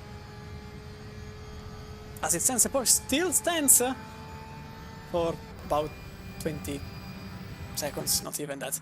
As Minar goes up front, takes position number 3. Gaskell behind, looks forward to his next objective, which is Huben's Porsche. And about 3 seconds behind, Elefante is defending as hard as he can, as Gaskell goes alongside Huben, who defends the outside, maybe trying to defend the inside for the next right-hander, but he couldn't do it as he got pushed outside from Gaskell, and Caracas couldn't make the move from the outside of turn number 9.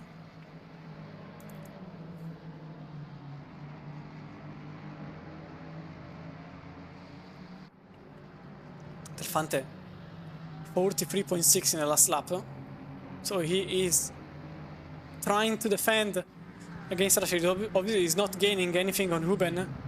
Well, he's gaining, but not quickly enough, as Ruben's last time around set a 43.9, Delfante set a 43.6, and as 30 seconds are gapping the two, as Foch is defending against Crusher, taking the inside line. Another position lost for Foch, and Santema is not really doing less.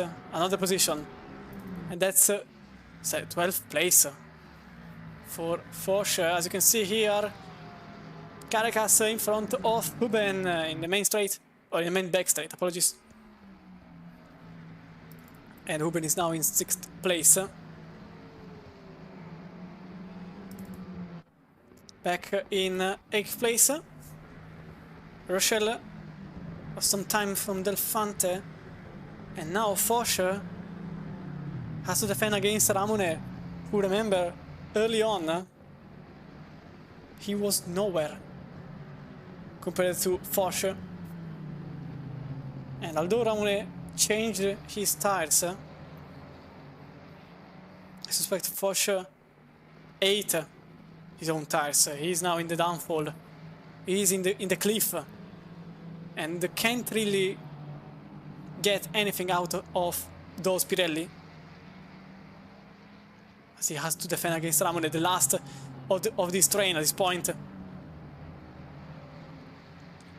Losing this position would leave him in 13th for the end of the race. Meanwhile, Minar can't get past Wasner, who didn't change tires, so the tactic of just going for fuel seems to work for some of the drivers, but some of them are in a complete distress, as Foch is in 12th place at the moment.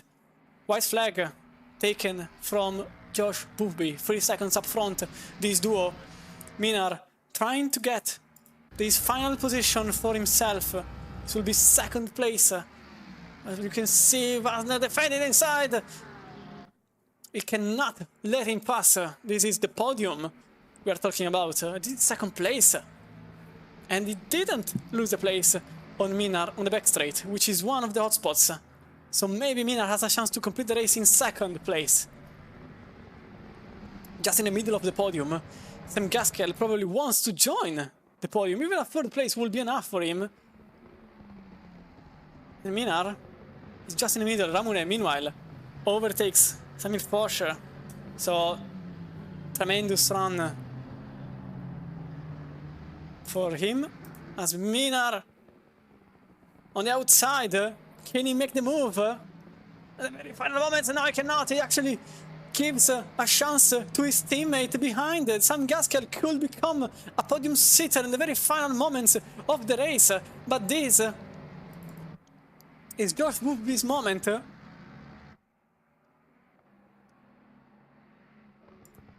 As he goes on the very final corner to complete the race number 2 in Watkins Glen and win the 2nd race. Sasha Wasner completes the race in 3rd. Just at the final moment, Minar managed to make it in 2nd place with Wasner in 3rd. Sam Gaskell 4th, Caracas in 5th. How did it happen? How did it happen? Let's have a look. So look at this. So it was photo finish. I wanted to see it again. So it was Minar up front.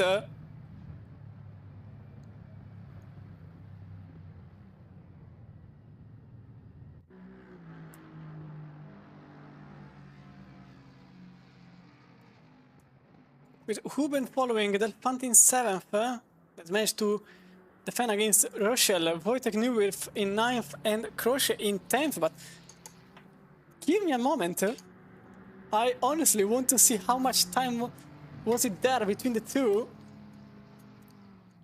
In a couple of seconds, as the entirety of the field completes the race, Ramone in 12th place, Milfosh unfortunately only 13th, Rakhmatov in 14th, O'Sullivan in 15th place, with Buresh, Flag, Silverio, Georgiev, Pobedinski, Burman, Herpel, Hegman, Panarin, Meyers, Fox and Hogg in 27th place.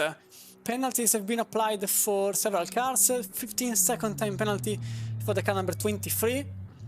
17 gets a 15-second time penalty, same goes for the car number 29 and same goes for the car number 23. Oh, apologies, 5-second time penalty for the car number 23, Artem Hegman, with Georgiev, South, and Hegman again. So yeah, it was a 20-second in total for Hegman, 15 for Jirka South, and 15 for Ben Georgiev, with another 15 for Tobias Gronwald, who didn't complete the race.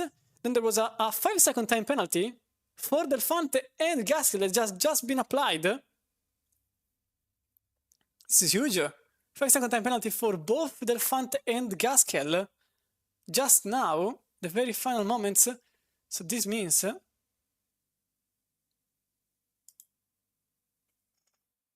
a matter of fact, you can see here Delfante in 12th and Gaskill in 9th place. That he lost a lot of time, but let's have a look at the replay. Photo finish for second place. Look at this.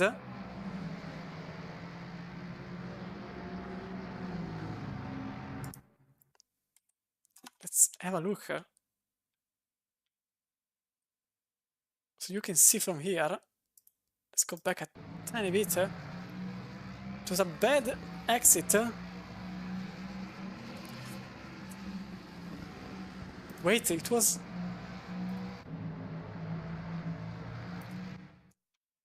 I think it was bump draft. Yeah, it was bump draft. Oh, it was bump draft from the number 2. It was Gaskill. Giving the bump draft. And let's have a look at how it ended. The photo finish. So the very final moment, you can see the bump draft from the car behind. And this was the gap. Just... I don't think there is even a 10th there. It was very, very close between the two. Look at the whole action from here. Not in reverse. Oh, it was actually a contact from early on. There was another contact from behind. Then it was the number 10 going wide. And then it was bump draft from Sam Gaskill in number 2. That let the 6 have the second place. It was phenomenal to be seen from the outside. But with this view, it's even better. So probably we will see maybe some difference in the penalties, but we will have Josh Booby, Philip Minar, and Sasha Fasner in the commentary room for an interview. So I have to start with Sasha Fasner, who is now in 3rd. So welcome in the commentary room. And yeah, I have what happened at the very final moments on screen. First question obviously is going to be, what do you think about it?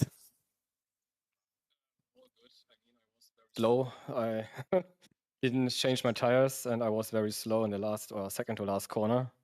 So it happens. Philip already apologized, but I think it's a race incident. So all good. Yeah, because you lost second place basically at 50 meters before the finish line, sort of. Yeah, I didn't think I would finish on the podium, so I take it. Okay, yeah, it's already a win like this.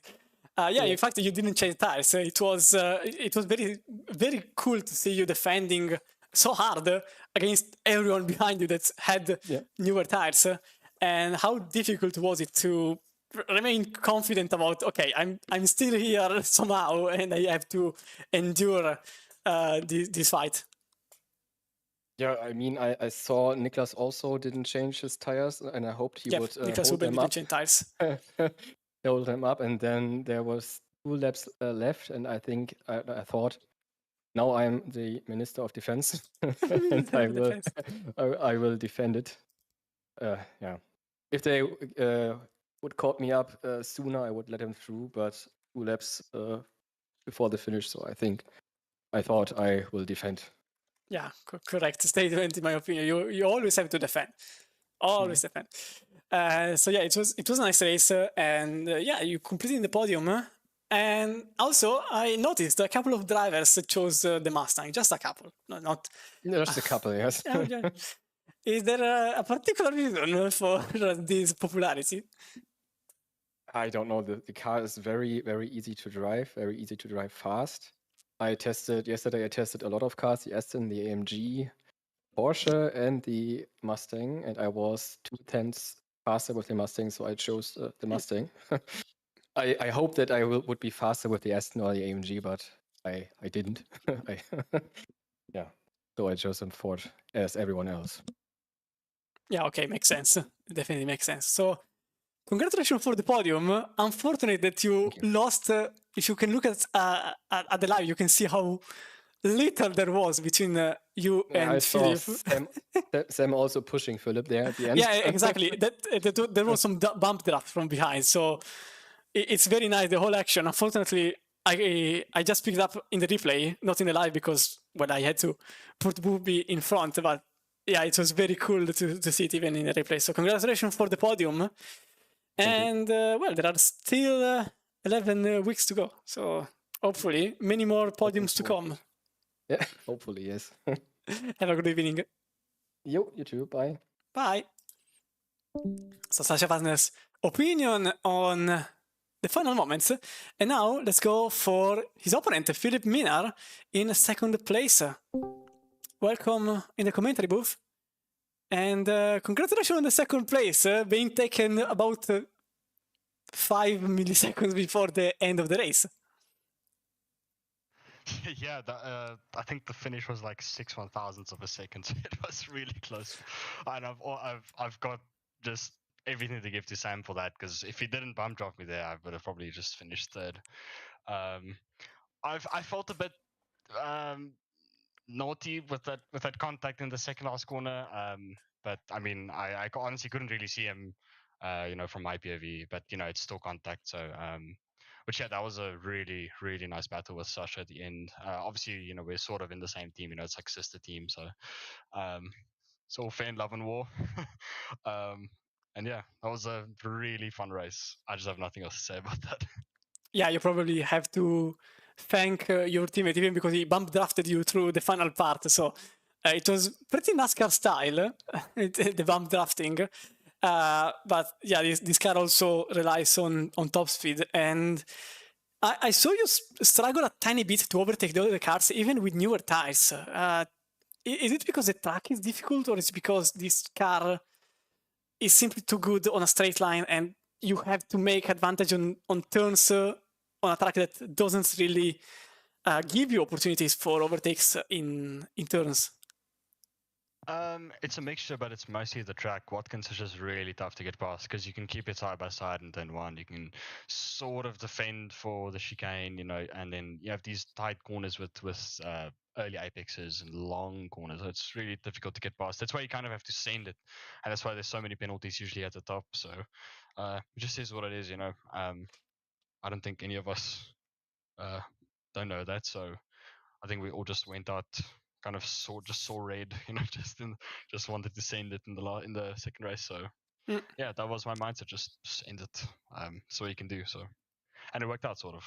Yeah, definitely worked out. You have second place. And final question: are you okay considering your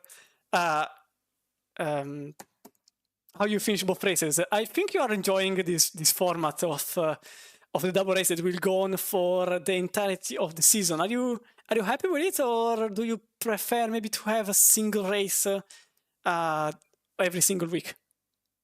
I love this format. You know, it's exciting. You know, you have to kind of you're forced to overtake in the second race, and even though I think that top 15 is a bit rough to get past because you know the field's so close and it's only 40 minutes. I think it's still super fun. Like it's such a challenge, and I just love it. Like you know, it's so different to me, and it's really fresh, and I like it.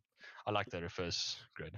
Yeah, it's definitely, from my honest opinion, as a commentator, for me, it's perfectly okay. Because it gives me more opportunities to shout. Yeah, a lot of action, yeah. Yeah, there's a lot of action. I had trouble in the first lap. There was a lot of mayhem. So it was it was a lot of fun from the outside. Not so sure about the inside.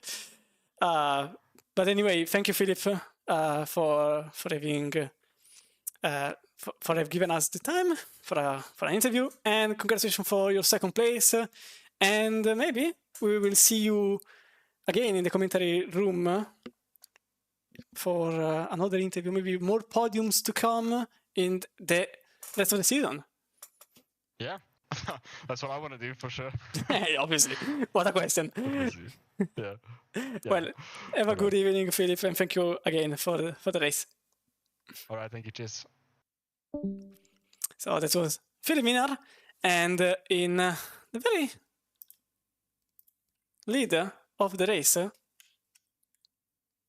we have our number one. So I have to pick him up from the interview waiting room, and here he is the winner of the race in the number one. Welcome, Joshua Bufby, in the interview room. Hello. It was a fun race, let's say. Yeah, it was fun. Obviously I got a penalty in race 1, so it put me back a lot, but it just meant that obviously I had more of a chance in race 2 to do something. So I did my best on strategy. It turned out to not be that great. I probably shouldn't have changed the tires, but thankfully I had enough pace and was able to make some moves. Some a bit risky. And yeah, we made it through and got the win, so I'm super happy. Yeah, honestly, I think you had quite a pleasant race compared to the rest of the field, because you started in 4th, and the entirety of the field was swords in hand behind you. So it was certainly a nice race for you. And what are your opinions on the car? I saw there was some popularity, let's say, about the Mustang. What's the general consensus about this car? Yeah, so I think we've all come to the conclusion that the Mustang, there's an issue with it. It's way too quick in a straight line. Yep. And LFM have, for this season, with a lot of data and messing around, kept the bop as fair as they can, but they've done it by giving the Ford a restrictor. So you'll notice it has minus kg now on a lot of tracks, but that's because it has a restrictor. And that's basically taken away solely power from the car in lap time. So I think in races with other cars, it makes it a lot fairer because it was just a little bit too fast before. So at almost every track now, it's got a restrictor. It's not the quickest car in a straight line, but obviously the popularity of the car has not changed. So it's still a very fast car. It has working electronics, which most of the cars in this game do not have. So it just means that, and I think because a lot of people also took it last season, right? They have all the setups, all the prep, they like, they're used to the car. So yeah, I thought there'd be a bit more diversity. It was a little disappointing to see so many Fords, but it is what it is. And I'm going to just do my best, no matter what the car. I'm going to try my best and go for wins. Nice. Effectively, I didn't think about all of this. I knew there was a restrictor on the car, but I didn't know how it exactly works. It's nice to know that it doesn't work apparently for the popularity, but it works only in lap time. Yeah, in fact, there was a point where the top 10 was only Mustangs, something like that. In terms of strategy, there was some diversity. Some people didn't change tires, and some people did, like you. And in the end, I think it was quite a good mixture. But in Watkins Glen, what made you think not changing tires was better than not changing tires? I did a bit of practice, and I saw the drop off was like huge, so I thought I'll change tires. And the fun thing about these second races, is obviously if you don't change tires, you jump up 5 seconds up the road. But and it can be really good if you're stuck in battles, stuck in a big group, and losing time just fighting, right?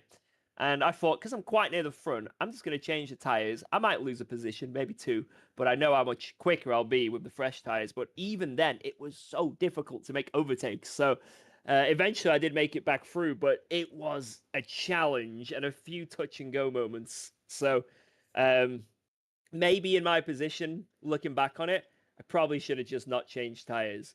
But hey, I still made it work, so Yeah, I'll take it. As a direct link to this question, effectively having another car would have helped making more overtakes, considering you had power, but even the other cars had power, like your old Mustangs. So at this point, maybe changing tires and going for a car that doesn't really eat tires, like for example the BMW, for example, the first one that comes to my mind, would have been different, or would have been practically the same in that regard?